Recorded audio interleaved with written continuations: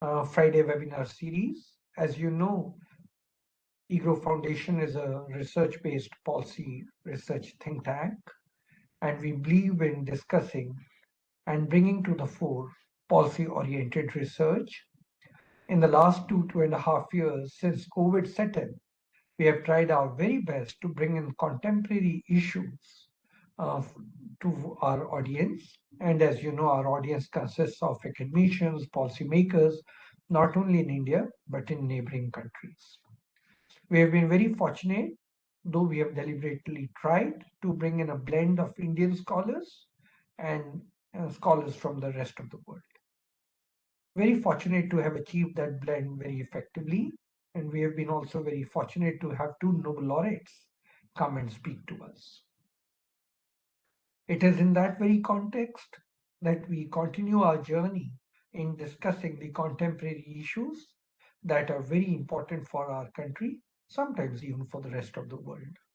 To do so, today we have invited Dr. Jessica Seddon, whom I have known since my Stanford days, 2004, and I've seen her presentations at India Conference at Stanford, many of them which she made along with Mr. N.K. Singh, and those are very, very illuminating.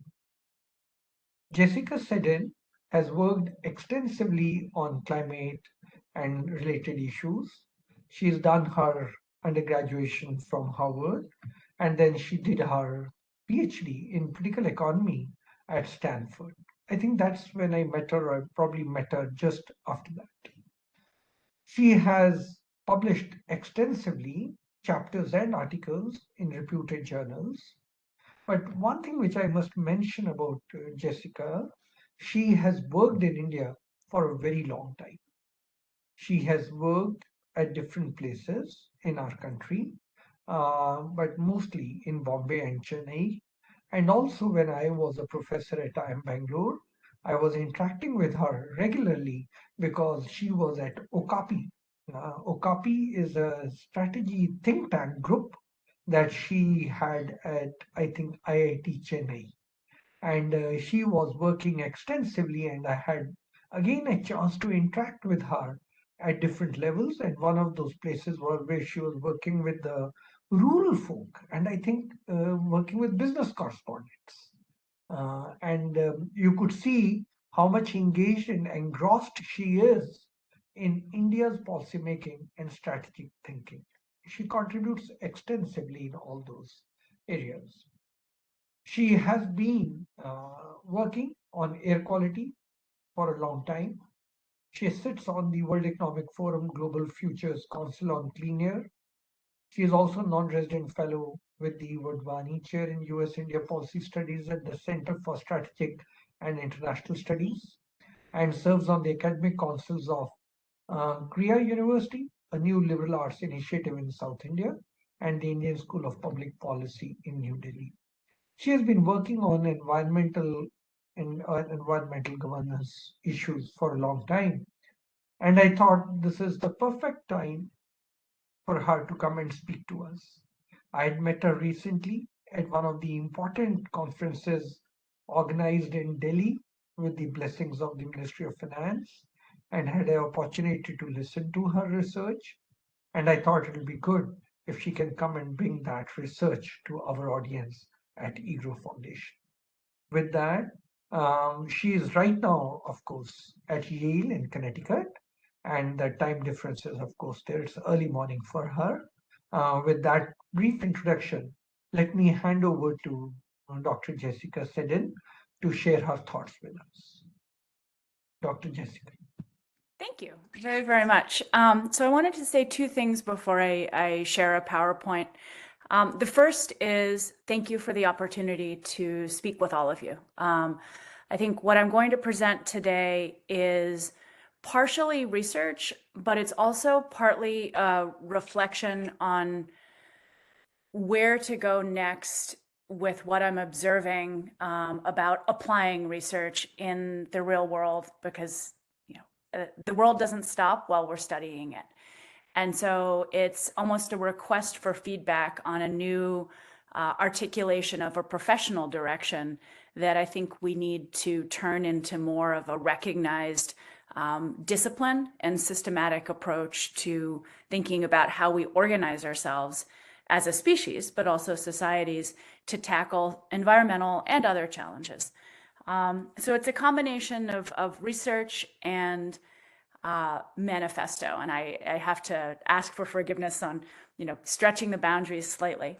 The second thing is during the talk, I do have 3 pets from Chennai that are with me, and they like to make themselves known on all calls.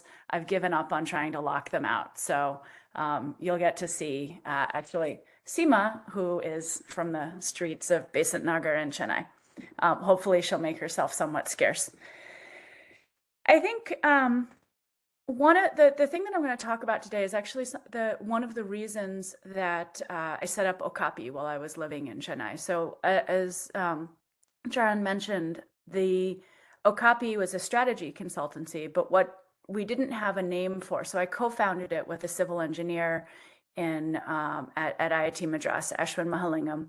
And it came out of some observations in our work on infrastructure policy. Both of us had been involved with a number of different high-level commissions on urban infrastructure, on transport infrastructure, on public-private partnerships, on and looking at the kinds of questions that were being asked and the kinds of approaches to figuring out how do you set up institutions and governance to shape outcomes in these critical systems at state and national level in India, and the way that the questions were being asked and the ability to come up with systematic, research-based, timely, relevant answers. We thought there has to be a way to do this better. There has to be a way to reach into social science, reach into management science, operations, and extract lessons about what might work going forward. Social science, economics included, has a tendency to look at the past and to say, how can we find patterns? What can we look at empirically? And not as much to say, what should we do next about this problem that we have? And into that void, in the absence of social science looking forward and saying, what would be a good way to organize, say, this auction for power, or what would be a good way to set up incentives to deliver a high quality road in the shortest period of time. In the absence of a willingness within social science to look forward at new situations, you end up with very speculative, almost the person with the loudest voice. And so at Okapi, we started to put into theory and practice what is a way to be more systematic about institutional architecture. And that thread I've carried through I moved back to the US about 5 years ago. And I worked with the World Resources Institute, leading first their integrated urban strategy program, and then later the Global Air Quality Program, where I had the opportunity to come back to India and work with the 15th Finance Commission on thinking about different ways to finance and govern and shape air quality outcomes. So that thread has followed through, and what I want to present today is an effort to describe what might be a new practice area for business schools, policy schools, and also for people working as applied economists, sociologists, in government, in policy, and a description of how it could become something more than a bunch of isolated people trying to figure out how to enact the big transitions that you see in the headlines that we need. And so I'd love comments on that, whether it's plausible, whether you know of people who are actually working on this now, and how to think about it as an emerging discipline. So with that said, I'm going to share my screen, and I just need to get down to the way to. There's so many people who've now. Okay, there we go. All right. Here, share, and let me know when you can see this. There, slideshow, play from the start. All right. My screen has just gone absolutely black. Oh, now can you see the institutional architecture? Yes, we can see that. Perfect. Okay. So when you look here, and let me see if I can switch the slides actually. There. Do you see this slide changing away from the title slide? Perfect. Yes. Okay. Sometimes with slide view it doesn't transmit. So if you look around, there are a number of accumulating risks to human well-being. So if I tend to look at the environmental change, the fact that we're not really meeting any of the targets for atmospheric concentrations of CO2, the increasing or the accelerating level of extinctions, not so much with the really iconic species, but in the insect world, frog world, bird world, we're seeing some pretty significant changes. You can look around over the last few years and see the impact of COVID, also just numerically the potential for an increased number of zoonotic diseases as climate change means that habitat changes, more species run into each other, there's more transmission of viruses across species, humans developing into more areas. I mean, there have been a number of papers in scientific journals that have just calculated out the consequences of this. So you can see in the scientific literature a fair amount of evidence that there are these local to planetary scale changes that humans are quite involved in, directly and indirectly, through our land use, through CO2, through emissions, and so on. And that these are just happening whether we recognize them politically or not. There's a fair amount of philosophical writing. Bruno Latour, who unfortunately just passed away this fall, has written a few books about this, where he calls for more recognition of the quote unquote terrestrial, the non-human environment in political and economic structures. More in fiction, Amitav Ghosh, the Great Derangement, says, could we represent this more effectively in our public discourse, in our arts? So there's some writing about this rising set of risks that somehow don't seem to be addressed in politics or in statecraft.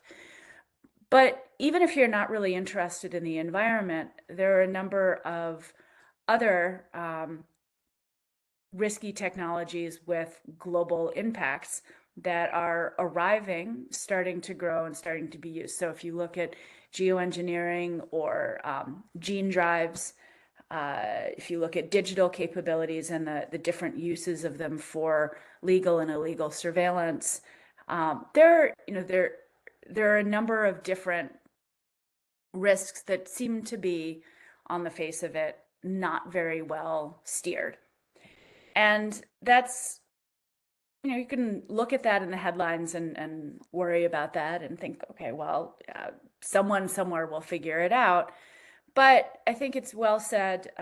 This is a quote from an anthropologist and a complex systems theorist at Santa Fe Institute, that at this point, our ability to see and to steer the evolution of both the environmental change that we're implicated in, but also these technologies, is quite limited unless we're able to somehow build a set of institutions and build a way of working together, a collective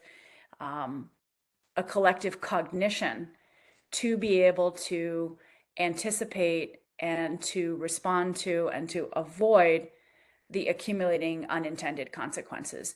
This 2014 paper is actually, it's sort of a long look at the rise and fall of different civilizations around the world. And the unfortunate part is that with greater complexity of social and technological organization, with greater complexity of interaction with the resource environment around them, there tends to be this kind of striking pattern of collapse after a certain degree of complexity. And so the institutions, or the ability to develop social relationships to handle this kind of environment, seems to be fairly limited. And if you look, coming back to the present, there are several categories which you can say sort of systematically, where we have visible stresses and strains on our institutions. One is that complex systems, when we're using the technical definition of complex systems, not just the, oh, very complicated, don't mesh well with Weberian bureaucracy. And we have, we've set ourselves up into nation states, federations, ministries that each have specialized functional areas. So we've kind of, and in terms of in public policy and in kind of best practices or good governance, whatever terms you want to put that in, we've prioritized specialization, clear, transparent, metrics-based management, and these sort of features of Weberian bureaucracy, which happens to be the way that we've organized ourselves, don't work very well with the characteristics of the sort of social environmental world around us. The first characteristics of complex systems is substantive connectedness. So connectedness across space or time or inputs. And that's at odds with jurisdictions and silos. So anything that spills over across, say, a city boundary to its neighbor or anything else, I mean, it's we don't really have a systematic way of saying we're going to collaborate horizontally, say, between states in India in the Indo-Gangetic Plain to look at air quality management. When you have nonlinearity or emergence, so nonlinearity just means that you don't have, if you put an impulse into a system, you don't get a proportional response. And similar, and emergence is that the characteristics of the system can't always be directly traced back to the components. And in the way that, if you think about, for those of you who work in policy or politics, if you think about the typical accountability cycle, there's this, you have pressure to do something, and that something has an impact, and you get rewarded for doing something to change that impact. But if it's always varying, and if one day you try the same thing you tried yesterday and it doesn't work, it becomes very difficult to explain that politically, unless, of course, the general public becomes much more adept at thinking about nonlinearity, which we're clearly not. If you think about how how we dealt with, say, the biological spread of a virus, we're not, as just behaviorally, if you look in psychology and the behavioral literature, we're not very good at even having a mental model or a conception of nonlinear change. Directional processes, some of you may have come across the discussion on tipping points, at least in the environmental world, that at certain points you don't, if we think about business cycles, there's a sense of, well, you have these macro cycles, the economy grows, it slows down, it grows, it slows down, that it's an oscillation around a mean. But when we're living in a world when you have directional processes, say the Amazon turns into a savanna and does not come back into being a rainforest, or the Arctic ice cap melts and does not refreeze, it raises the stakes for how well we organize ourselves and how well we, deploy the financial and political capital that we have.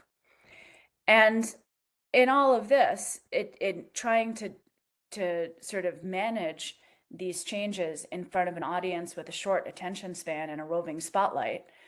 So this is kind of a function of the new level of transparency that's been enabled by kind of the digital revolution, that life cycle wise, in terms of political expectations or even business expectations for publicly listed companies, there's not a lot of room to do long-term quiet thinking. The space between the election cycle, the space between the expectations on profit, there's been a shift to demanding some form of performance quickly, and that that doesn't work very well when you're dealing with the kinds of challenges that you don't have complete control over, that spill over different jurisdictions. And in a time when there's kind of a growing level of economic and social insecurity. We're seeing that across the US, across India, across parts of Africa, that there's not a lot, there's kind of an economic expectation of being able to provide for basic features of human development. And this is not, if you step back and, Tiger, sorry, my dog was drinking my cat's water. If you step back and you look at kind of political developments across, or political risk developments across much of the world, this is not a good combination.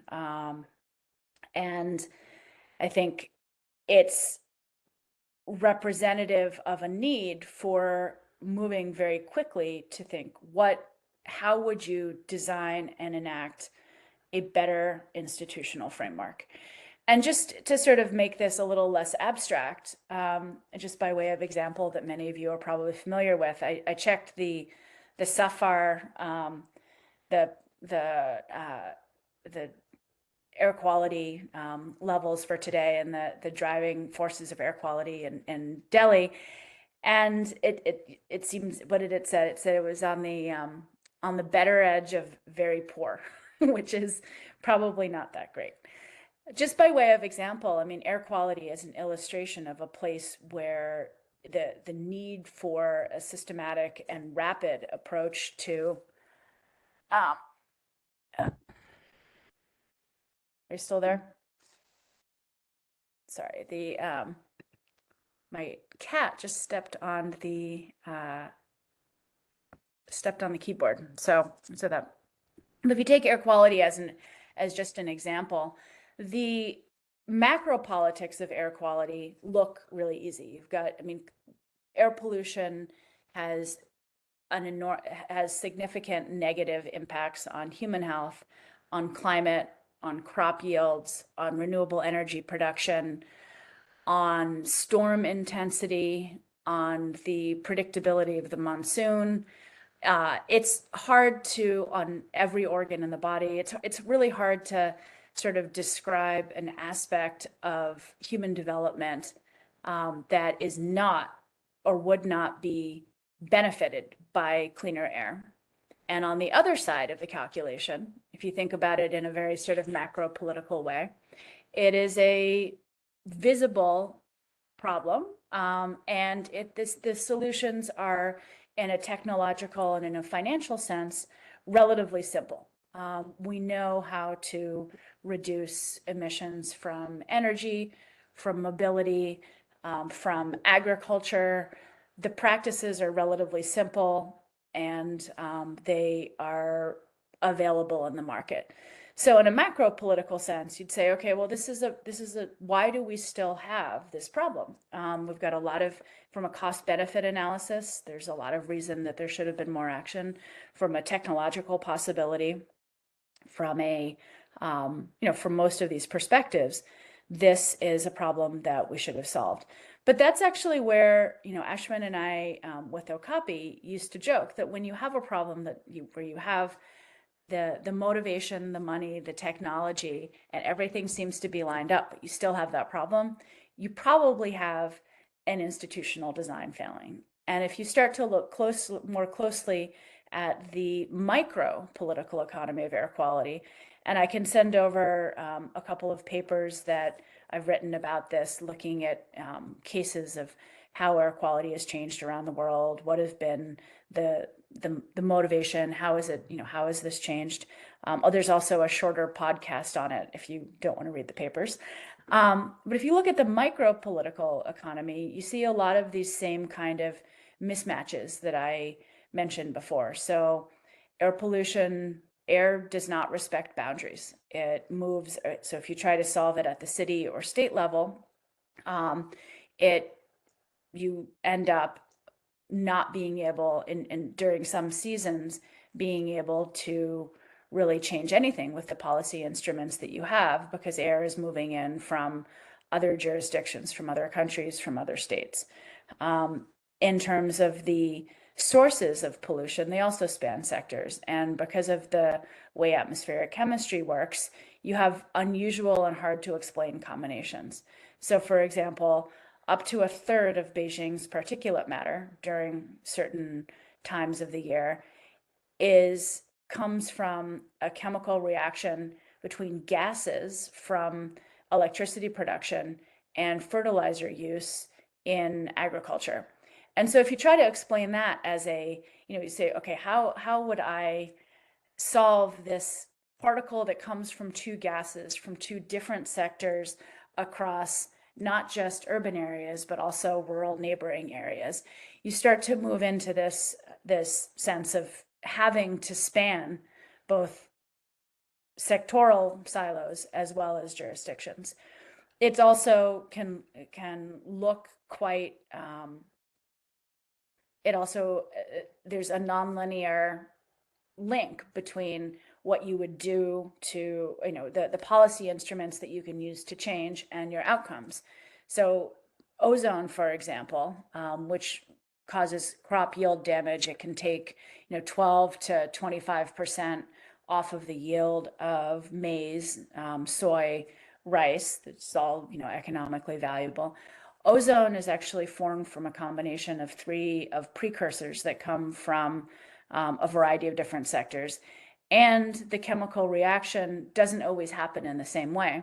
So you can do exactly the same thing, say the even odd policy in Delhi, but have different outcomes on different days depending on the amount of solar radiation that's coming in. And so you can do exactly the same thing in a policy instrument or in an economic intervention sense, but have very different impacts based on chemistry that is beyond a social or policy control. So you have that nonlinearity that ends up being a little frustrating if you're trying to say, we are taking these measures, we are getting these outcomes, let's continue to take these measures. It doesn't, you don't always get the outcomes that you want. And similarly, in terms of this property of emergence, that you can't always trace the output of the system, the level of air quality or the level of air pollution, you can't always trace that back to the constituent parts. Source attribution is it can be quite contentious and involves a number of different assumptions. It's also the area that in political terms tends to break down, because you can easily come up with two different source apportionment studies that have been done in different ways that point the finger at different sources of pollution, and the differences in assumptions are known within the atmospheric science world, but are not really readily communicatable. So when you get into the micropolitics, it's pretty clear that we need to come up with some new way of organizing public and private resources to solve this problem that has health, economic, climate, and other damages. But then the question is how? And when you start to look at how would you do that, I'll skip over this part. It all kind of raises the question of what might work. And when you start to look at what are the options for figuring out what might work, where to go for answers, advice, critical feedback, stress testing of any proposal for how to govern, how to shape, what new policy instrument, what new agency should be set up, if you look, I mean, and I'm sure that many of you have experienced this, and when I think back on my, the 20, what is it now, 22, 25 years that I've been working in some form of either infrastructure or service governance, both early on as a game theorist when I was at Stanford, and then at University of California, San Diego as an academic, but then also in some of the other roles that I've had. You see all these kind of vague hypotheses that, oh, we need to create more political will. We need to set shared goals. We need to have another sustainable development goal. We need to provide technical support. The amount of money that goes into technical support is enormous. Or you have these kind of what gets measured gets managed. There is no way to, there's no real way to test these hypotheses, like will these work, because you don't have a large enough set of case studies. And so, in the absence of that, you see these vague hypotheses floating around for what might work to be able to tackle problems like air pollution, but also across different technologies and environmental areas. And then you see, and I think any of you have been involved in policy commissions in any government setting. I've seen this in my work in the US, in Brazil, in Ethiopia, in India and Indonesia, and over and over again, there's this question. There's always a section that has case studies of someone who's built roads in this way before, who's privatized electricity in this way before, who has, electrified vehicles at a city level in this way before. And you see these case studies, but how useful are they? What's actually similar or comparable? What do you really learn from these case studies other than reading them? And often not very much, but it's almost like a performative ritual of the way to figure out what to do here is to look there or in the past. And maybe we can borrow some of it.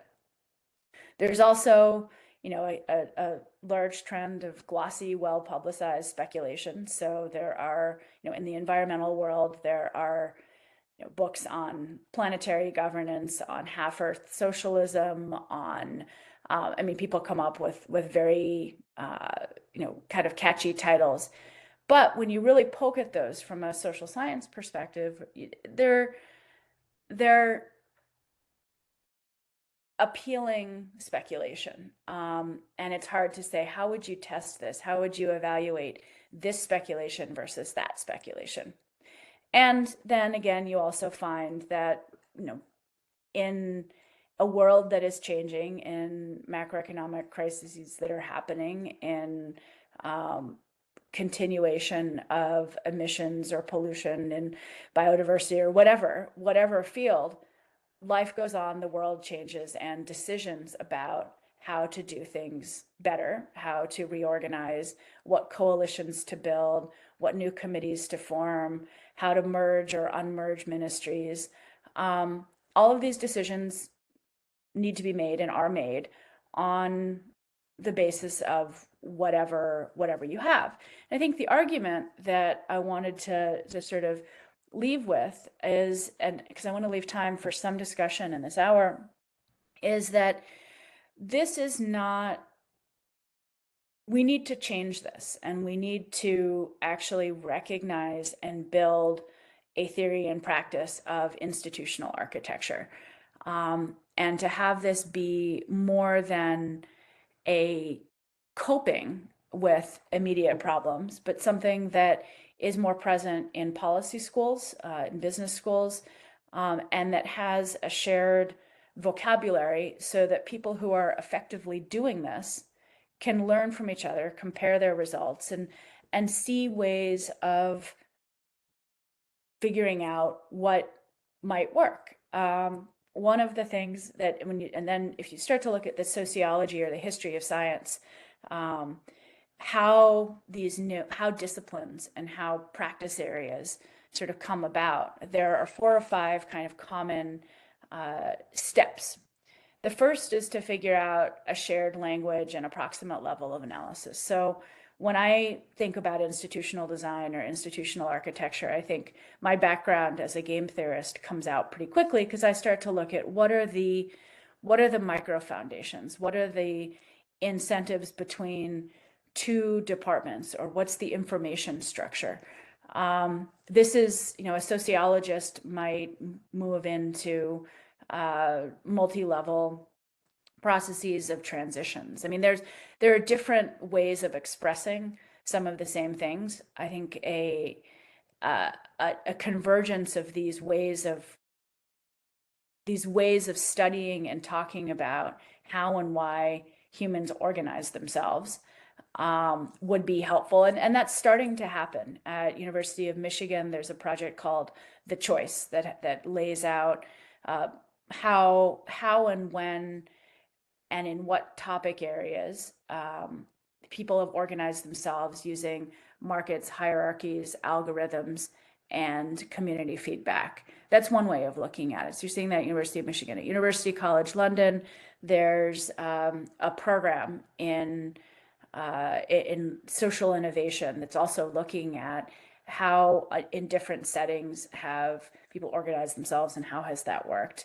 Arizona State University has a school of I forget actually what it's calling itself now, but it's essentially trying to look at humans as a geological process. What, from different forms of social science, what can we understand about how humans have organized themselves and how that affects their dynamics? Basically looking at humans as if we were ants and saying, what can we say, what can we say about the social structure and how that affects collective outcomes? It needs to have a name. I'm sure, there are a few people floating around who, if you hear the term institutional architecture, would say, oh, yeah, I know what that means. But it's not something where there's a department, where there are programs, where there's a Wikipedia entry, where it means the same thing to everybody. Give it scaffolding. This comes back to the common language, or the way of describing, to allow for the comparison, aggregation, and learning, and curriculum. So building this into a discipline, probably within a subset of strategy for public policy, business, professional schools, to converge around more systematic ways of assessing what might work for the next ways we need to organize ourselves. And all of this, I think, is happening in small ways and in different places. One of the things that I'm doing actually at EL now in the public policy school is building a curriculum around, for the master's in public policy, how would you evaluate new environmental proposals? What might work? And I taught a course on it last year. It seems to be popular. It doesn't have a name yet, but people are starting to now. Some of the recent graduates are using it in the Defense Department and the EPA and in places where they're going. So, and they're similar within the CREA. There's a discussion around public policy and law, and it's starting to happen here and there. But I think the big question is how could this happen faster across more places? And the question that I have for all of you, and in the last 20 minutes, is this, in your professional lives and in your research explorations, in your reading, have you seen instances where you wish that there were a group of scholars or professionals to call? Have you seen the need for this kind of professional area? And on the other side, have you seen either individuals or groups who are particularly good at it, who are particularly good at looking ahead and saying what might work for the next set of institutions? So that's one question. The second question that goes back to a few of the kind of capabilities that, when I look at the environment space, what do we need to be able to do socially that we can't right now? One is horizontal and vertical collaboration, without having it become too complicated, too much red tape, too concerning about the consolidation of power. The second is flexibility, the ability to adapt and change and to incorporate new information while somehow retaining some consistency.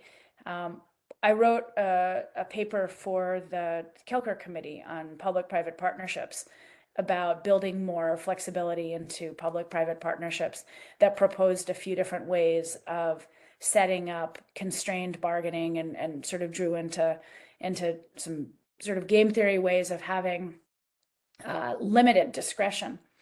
But that more generally is not a strong suit of politics right now. Learning and adaptation without massive inconsistency.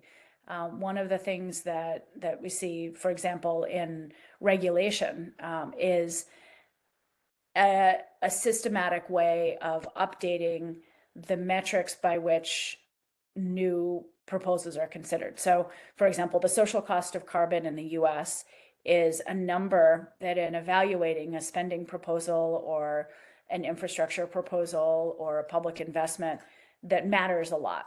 But the social cost of carbon is a number that we're constantly learning about.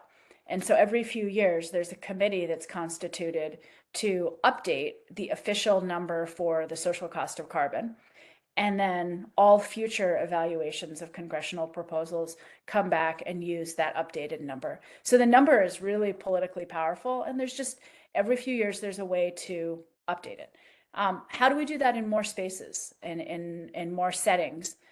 We did not do that in carbon markets. So the carbon equivalence, for example, between, say, methane and CO2 is based on the warming potential over 100 years. The comparison or the exchange rate between these two gases is very, very different if you look at the warming potential over 20 years.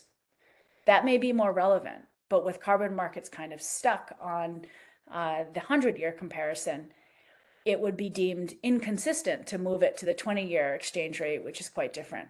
That's not, that's not a functional way to respond to an environmental reality that isn't going to change. And the last capability that seems in very short supply, but seems particularly important right now, is also the room to experiment and to fail publicly. There's a huge gap between the calls for innovation, for risk-taking, for transitions, and so on, and the willingness of, in the political sphere, to be seen to use public money and fail. And that, unless that changes, we're not going to end up with the kinds of transitions in agriculture, energy, mobility, that we need, because if you could never fail, you can never experiment. And these are just a few of the kind of the capabilities that there's no answer for how could you set this up for a particular issue area. There's only kind of a fumbling blindly. And I think figuring out how to bring more minds and experience together to look at more systematically institutional architecture for building these social capabilities would go a very long way in avoiding some of the environmental and perhaps other risks that are starting to show up quite visibly. So I'm going to end the slide on that because we've got about 15 minutes left. And I think I would love comments on whether this is all too pessimistic, whether this is actually something that is needed or a gap, or is this just, an anecdotal reflection? Is there, and also where you see this kind of work happening, because I would love to know about and to get in touch with those people, to sort of keep trying to build this as a recognized professional area. So with that, I'll be quiet, and I'd love to hear any comments, feedback, or any questions. I would welcome all of you to raise your hand and I'll invite you to come and ask your question. In the meantime, Jessica, I must thank you for your time and sharing with us such a beautiful presentation and talking to us about the various ideas. And I'm so excited about the idea that you're teaching at the Public Policy School at Yale. And I think this should have started much earlier. Had it started much earlier, probably the planet would not have come to the brink that it has come if people were so careful and cautious and started thinking about these issues. And I'm still, of course, surprised that you still haven't given a title to your course because it's so new and fresh. But I think it's a great progress, at least placing it on record and then conducting such classes. I wish in India we could do it, especially in Delhi, which gets very polluted almost twice a year whenever there is some burning around the fields in Delhi. So while I see some, Actually, on the Delhi, I mean, on the air quality part, I mean, one of the things that we did in our submission to the 15th Finance Commission was exactly what I was just criticizing. Is we said, okay, well, where in the past have has a problem as an air pollution problem of this magnitude, and with these types of sources, because it's not just a few industries or point sources or power plants that you can shut down. A lot of the pollution is embedded in everyday life and choices that you can't just regulate away. In some ways, you have to provide, it's an infrastructure transition that's needed across, from Gujarat to Bihar. You sort of need a large scale, rapid infrastructure transition, as well as behavioral change. Where has that worked? And so we provided case studies of Mexico City, of the Long Range Transboundary Air Pollution Convention, which is an international treaty in Europe. And we, started to draw out, this is where you've seen a successful reduction in pollution over a finite time frame, 7 to 10 years. And here's how it's worked. I don't know if it's useful, but it was kind of the standard of practice, is provide some case studies. But is Mexico City really like Delhi? There's some similarities. Is the Long Range Transboundary Air Pollution Convention suitable for use across India's sort of federal setup? Maybe. But there was, there wasn't another option to break it down into a problem that could have a more rigorous answer. yeah, Jessica, I agree with what you're saying. And before I go to the questions, and one of my colleagues, Professor Shima Goel, is also going to ask one, I just want to mention one thing. I have been thinking myself that the air pollution is so sickening and the cost involved with the lung infections and the nasal infections is so high and need not only be from stubble burning that has come up in the forefront now, it could be dust pollution. And in North India, you have waves of dust pollution in certain months. And otherwise, in Delhi, also, there's so much of construction going on that there could be dust pollution, heavy dust pollution impacting people.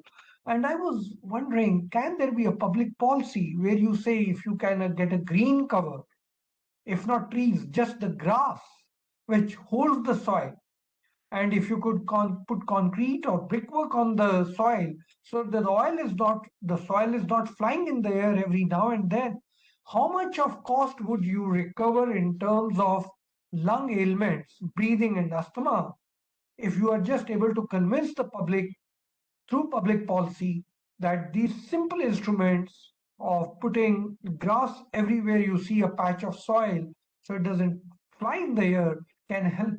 So many times I think such, and that's why I liked your presentation where you said, why not experiment with ideas? So experiment with ideas, make people literate that air pollution could be asthmatic, it could be causing lung problems, weakens your the complete system, and therefore do everything that you can. And probably grasses, one or trees or plantation or small bushes could save that in a big way. So I must thank you for that idea, and I think we should look for public policy issues to handle such issues? Well, with that, let me invite Professor Ashima Goel first to ask the question, and then I will go to Shiba Hari, who also has a question in the chat box. But first, Professor Ashima, please. Thank you, Charan. For some reason, my video is not working, so I'll just ask a question. Jessica, great presentation and great way of thinking. I think the importance of institutional failure, the structure of institutions, it's really very, very relevant. Like one issue I've been thinking about in India is really that we've inherited a set of, colonial institutions and then planning on top of it. So the three tiers of government don't mesh together, and you need to improve that and make it much more functional. For example, for air pollution, the Punjab government and the Haryana government and Delhi have to work together, and they don't always do that. So what are the sort of institutional changes that can enable more working together? And then your point about nonlinear systems being fragile or subject to multiple equilibria. And in India overall, we find in this period of what are called pluri-shocks, we've done somewhat better. And in a way, I think it's because India has a lot of diversity in terms of sectors and the level of development they are at and the way they function. And in some ways, that makes the system more robust. So have you thought of diversity as one way of reducing fragility? Yeah, thank you. So I think that's a really important point, because that again, the diversity is going to happen. Well, I guess so. Diversity is going to happen as it is anyway, because in a global sense, or on the scale at which some of these, at least which some of the environmental risks operate, the fact that we've organized ourselves into nation states, never mind federations, mean that we have different sovereign policy areas that are going to try different things. Where it starts to break down is that there's no sort of common rapid sharing of the diversity to learn from it and to allow or reinforce the best examples to rise to the top. And even posing this kind of question of what is the value of diversity versus coordination in managing shared problems. That's not a question that would be asked in the traditional political science department. That's not something that would get a journal publication. And I think what I'm putting forward is that we need to somehow create and recognize the space for exactly that kind of question to be posed and answered, even if it's not a perfect answer. And that is sort of a species capability that we need to pay more attention to. Right, thank you. Because, and I think the one other thing is that's, even the hypothesis that the diversity would, but the hypothesis that diversity is a good bet for creating less fragile systems comes from a scientific background. And so it's an informed hypothesis that right now doesn't have a place to be tested and the findings broadcast. And it's that kind of reaching back into what we do know to create these informed hypotheses, but then having a space to take them forward. That's the shift that. Yeah, I'm doing a paper on Indian financial sector. It's sort of done outperformed in this period. And one reason is that I think that we have a better balance, say, between banks and markets and so on. And so it's diversity. We know in the financial sector, you can have, if you're too exposed, every discard behavior. No, that's a specific place where it works. Yeah. Right. I'm going to now ask Pankaj Chaudhary, Shiva Hari, and Subrat to ask their questions, and then we will leave it to the speaker to answer them. So I'm requesting three of you to be very brief. We are already at 7:26 and we want to close at 7:30. It's early in the morning for Professor Jessica, and she has other engagements too. So, Mr. Pankaj Chaudhary, Mr. Shivahari, and Mr. Subrat, if you can briefly ask your question quickly.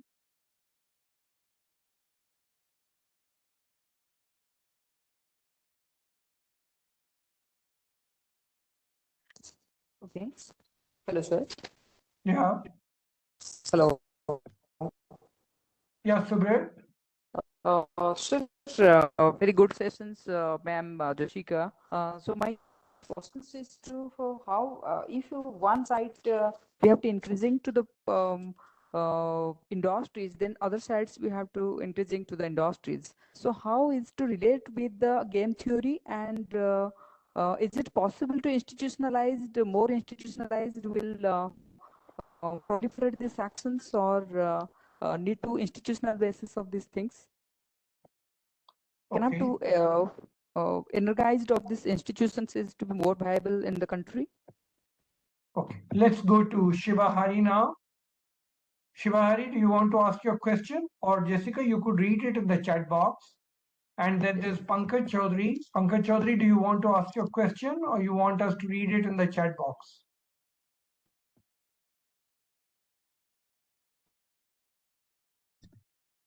And then there is Vijay Kumar.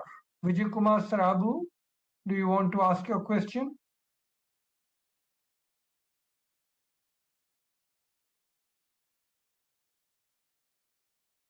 Okay. Yeah. I asked you for regarding some suggestions to control air pollution, to improve the quality of air pollution in Delhi. So some Okay. suggestions from Professor Jessica to improve air quality in Delhi. Okay. Thank you.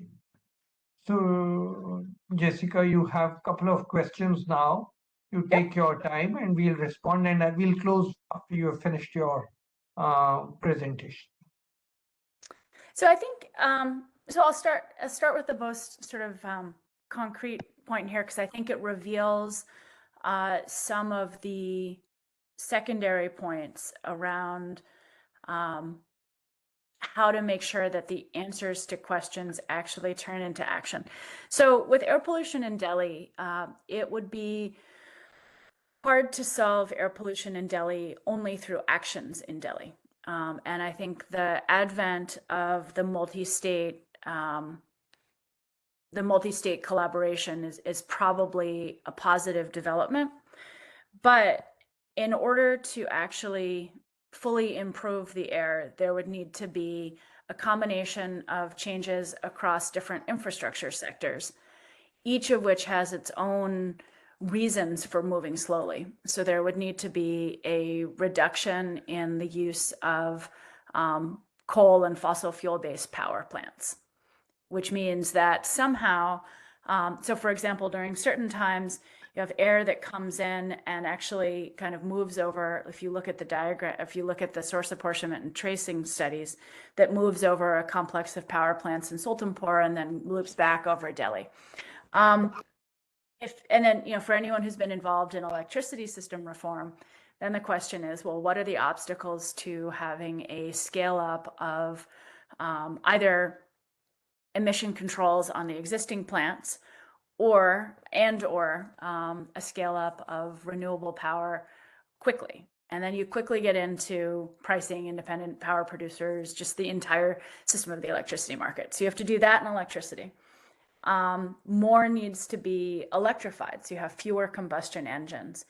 Burning anything is a contributor to air pollution, whether it's crops or waste or liquid fuels in engines. But then the enormity of moving along through taking older vehicles off the road, things like that. The dust control and the greening that Charan had mentioned, those are all important. Agriculture also, changing the level, so the science is very clear, but the policy is not always, that shifting the level of use of the type of fertilizer that's subsidized in India, which tends to give off a higher level of ammonia. So you have a lot of ammonia emissions that are feeding, when they combine with power plant emissions, are feeding particulate matter. So you need at least three sectoral transitions, plus a shift in use of green space and the way that dust is maintained. You need those three things to happen simultaneously. And none of it is rocket science. It just needs to be recognized, done, and sustained over a few years. And the question is then, how do you set up the political space to say, I'm going to invest a lot of public money and change and inconvenience you, because you're not going to be able to use the same cars or engines that you have. You're going to have to do different things with your waste. I'm going to spend money and inconvenience you, and you're not going to see results for a couple of years. Trust me. How do we break that knot? How do you create a level of trust? Maybe it's, waiting until after the next national elections and saying, okay, now we've got 5 years until there's a vote of no confidence and we'll just move and do it. That would be a really logical thing. It's unfortunate that we don't have a public setup to be able to make those promises and to keep those promises, that we don't have, there isn't someone to call, or there isn't a way to say, how do you rapidly create that kind of trust? But short of that kind of shift in the political equation, it's not impossible. It's just going to take some time. But I think that comes back to, what some of the other questions that are coming up in the chat is, I want to end on an optimistic note. Most of what we're seeing in terms of threats to development or human well-being is eminently solvable. We have the technologies, the wherewithal.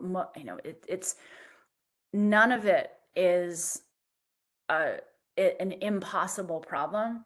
It is entirely resting on our ability as a species to work together more effectively. And that should be the thing that we wouldn't break any laws of physics if we were able to collaborate more effectively. And so I think it behooves us to treat the problem of that collaboration, sharing of knowledge, extension of benefit of the doubt, these kinds of things that we can do in small circles with our family, with our friends. It behooves us to figure out how to do that on a larger scale, because the laws of physics and the way that the technology changes, they're not going to adjust. We have to adjust. And how do we do that at a large scale? And that should be an object of study and attention as much as anything else. And I think that's the argument that I'm, making here. And I think I'm middle-aged, so the second half of my career, trying to be more, trying to grow across multiple institutions, trying to make into a practice area that more of us will devote our time to. So that is the optimistic note, is that all of this is solvable, and we've done it before, we can do it again. We just have to actually do it. So with that, Jessica, I must mention that you've been in India for a long time. And in India, we have had development models where pollution has never been so much of a critical situation. And I constantly keep thinking that the modern day innovations, including air conditioning, could be very polluting. You mentioned about fertilizers, and organic fertilizers in India have been in use for millions of years, thousands of years. We didn't have that problem, and now once we have this chemical fertilizers, the NPK, because of the green revolution and high yield variety seeds, it has precipitated such a situation that ammonia is becoming a problem. So I always wonder if we could think and draw lessons from India's development, where water, air, and earth was respected. Now, when you spoke also about the fertilizer and the pollution coming out of that, you must be aware that soil in Punjab is becoming Mhm. like a desert soil. There's no life in that soil because And nothing this can is, live with those fertilizers there. Whereas yep. organic natural fertilizers, you had a complete life cycle under the soil. So I think so much to learn from India's development theory um, earlier on, and this Yep. modern development has brought us to this brink where we need to Well, rethink. but this is again, I mean, this is an illustration of that quote that I had in the beginning of the presentation, is that we're not recognizing and incorporating the side effects, because the origin of the Green Revolution was the need to feed more people. And it's been remarkably successful at that.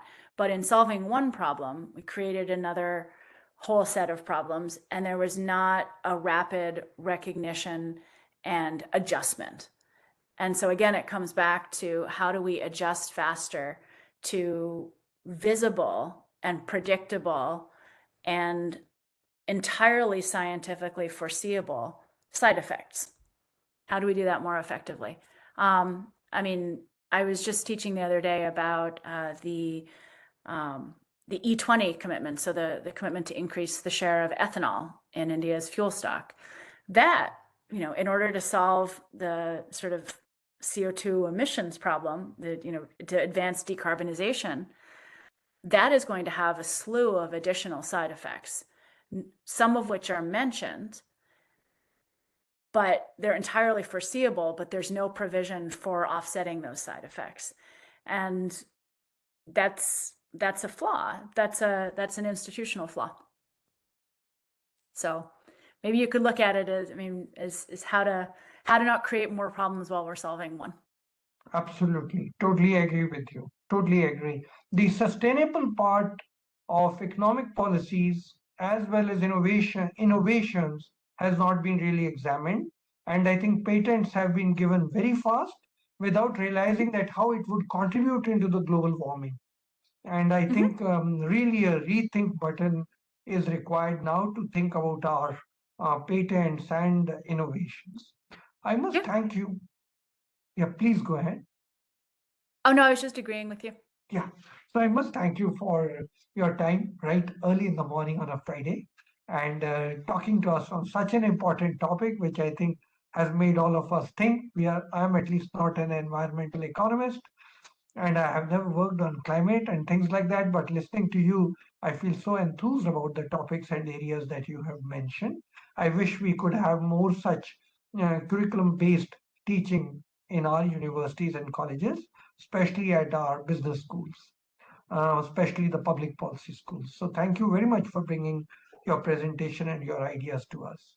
We will have your talk on our website by tomorrow noon. We would welcome all the participants as well as you, Jessica, to use it the way you want and publicize it because it's on such an important topic.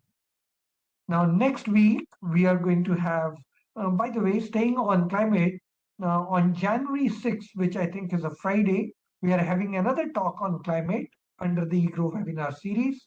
And we are keeping this in mind because our budget season is coming. And we would like, if there are workable solutions, workable incentives, tax or otherwise, where we can go for uh, uh, creating awareness on climate or making people literate about climate and economic growth, we would be very happy. So the second one in the series on January 6th, again on climate, same time, we have a professor speaking to us from Germany. Next week, we in India are thinking about the global slowdown in the rest of the world. And we believe that if we follow the right policies, we can avoid coming under the sun for those issues like the global slowdown. Can we avoid global slowdown, or can we slow down the impact of the global slowdown on us? That is the topic we are going to be discussing next Friday. And to discuss that topic, we'll have a panel of experts, and Professor Ashima Goel will be chairing that panel. We have a World Bank expert, and we have two economists from our country who will be discussing that. So I would welcome all of you. Same time, 6:30 to 7:30, we will be discussing about can India escape the global slowdown. With that, once again, thanks to all of you for your time, and thanks to Professor Jessica for coming and talking and sharing her thoughts with us. And Jessica, thanks to you and your dog and your cat. They seemed so interested in the whole talk. Thank you. They are. They're incorrigible. I have just given up on them. They bark at me out. That gives the ecosystem live and let live. And how do we live together with the plant and the flora and the fauna? That is very true. Well, thank you very much and have a good evening and weekend. Thank you. Thank you. Bye. Bye.